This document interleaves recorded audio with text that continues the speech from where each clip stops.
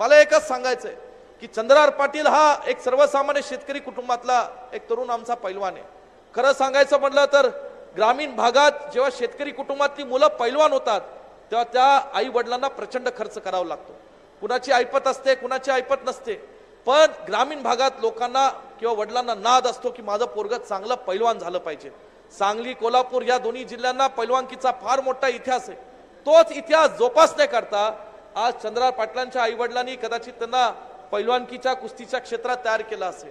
एक सर्वसामान्य शेतकरी कुटुंबातला मुलगा, खानापूर तालुक्यातला सुपुत्र, त्यांनी या ठिकाणी पैलवानकीचं प्रशिक्षण चांगलं घेतलं आणि सन 2008 ला कडेगावला जेव्हा कुस्ती महाराष्ट्र कुस्ती केसरी स्पर्धा झाल्या होत्या त्यात पहिल्यांदा महाराष्ट्र केसरी बनण्याचा मान हा पहिल्यांदा चंद्रहार पाटलांना कडेगावच्या मातीत झाला होता। पुढे त्यांनी काम सुरू ठेवलं, जिल्हा परिषद लढली, त्यामध्ये जिल्हा परिषदच्या माध्यमातून त्यांनी खानापूर तालुक्यात काम केलं। आज गेल्या काही वर्षापासून ब्लड डोनेशनच्या माध्यमातून जिल्ह्यातल्या अनेक लोकांना त्यांनी जवळ केलं। या ब्लड डोनेशनच्या माध्यमातून देशाच्या जवानांना, आर्मीला त्यांनी ते ब्लड डोनेशनच्या बाटल्या देण्याचं एक फार पुण्याचं काम केलं। महाराष्ट्र केसरी बैलगाडी स्पर्धा असतील, मोठ्या स्पर्धा त्यांनी भरवला। ग्रामीण भागात जसं मुलाला शेतकरी जोपासतो तसं त्यांची बैल सुद्धा आज शेतकरी प्रेमाने जोपासत असतात।